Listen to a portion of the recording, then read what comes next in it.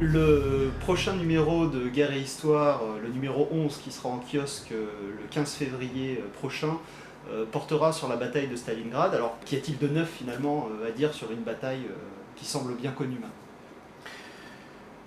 Elle est effectivement connue, que ce soit la bataille, l'approche des Allemands, la bataille dans les ruines de la ville, la contre-offensive soviétique, effectivement. Malgré la parution des des deux ouvrages, le troisième est à venir, du colonel Glantz, pour l'instant, il n'y a pas grand-chose à donner au public. C'est la raison pour laquelle nous avons décentré le propos en montrant que la Stavka, l'état-major général de l'armée rouge, ont pensé la bataille de Stalingrad non pas comme un isolat sur l'ensemble du front germano-soviétique, mais comme un élément dans une double contre-offensive et même potentiellement dans une quadruple contre-offensive, le système des 4 planètes. On a donc déplacé le focus et montré, expliqué en 24 pages, qu'on ne peut pas comprendre Stalingrad si l'on ne considère pas en même temps l'ensemble de la planification stratégique soviétique à l'automne 1942. Et est-ce que ce nouvel angle, cette nouvelle approche permet de commencer à répondre à la question de l'importance, du poids de la bataille de Stalingrad? Est-ce vraiment le tournant de la guerre à l'Est? Est-ce vraiment le tournant de la Seconde Guerre mondiale dans ce contexte?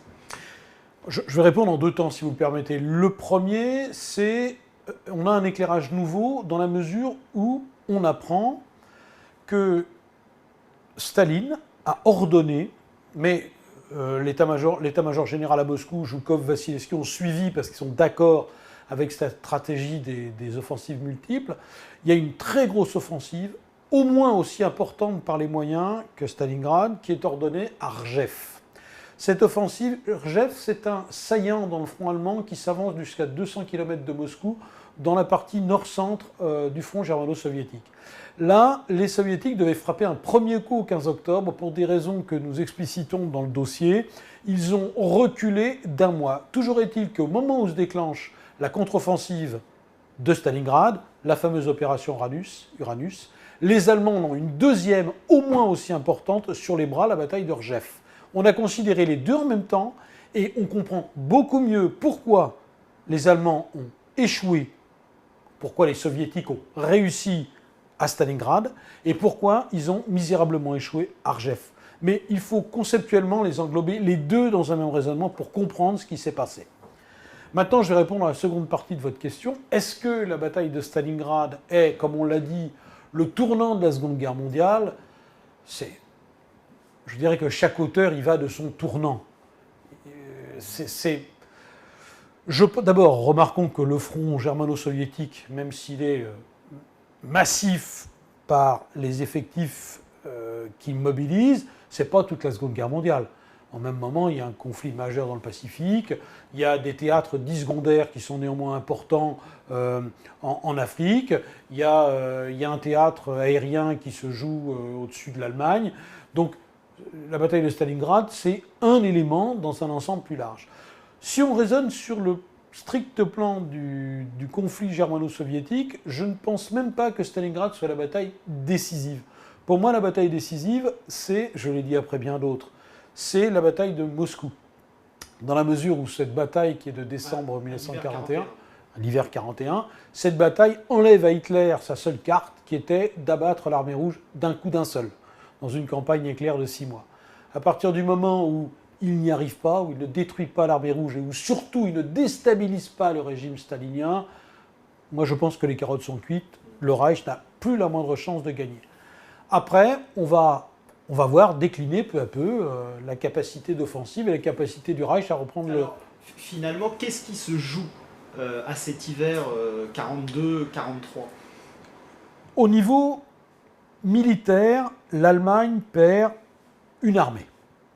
280 000 hommes, la plus grosse, la plus belle, mais elle ne perd qu'une armée. Sauf que c'est la première fois de son histoire que ça lui arrive. Il y a donc un retentissement psychologique extraordinaire. Au même moment, on va comparer, au même moment se joue une bataille importante en Afrique, la bataille d'El Alamein. El Alamein, qu'est-ce qui se passe? Les Britanniques repoussent l'Africa Corps. Il n'y a pas d'images spectaculaires qui sont données au monde par les propagandes américaines et anglaises, De même que les Allemands n'ont pas grand-chose à déplorer. Il y a un recul, plus ou moins ordonné, plus ou moins rapide. Rien de spectaculaire. Stalingrad, c'est d'une intensité dramatique exceptionnelle. Le monde entier voit ces gigantesques files de prisonniers allemands habillés avec des oripeaux de babouchka émaciés, squelettiques, qui s'en vont vers la Sibérie. Pour le moment, c'est la première fois qu'on voit des images pareilles. Des Allemands prisonniers, ça ne s'était quasiment jamais vu. Et là, ce sont de gigantesques masses. Donc il y a un impact psychologique énorme parmi les armées de l'Allemagne et à l'intérieur du Reich. Tous les rapports des services de police allemands nous le montrent. Ça a été un tremblement de terre.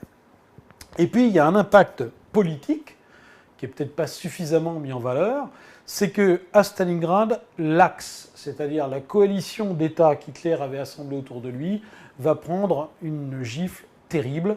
On peut dire que c'est à partir de là qu'Hitler n'a véritablement plus d'alliés fiables, que ce soit les Italiens, les Roumains, les Hongrois ou les Finnois.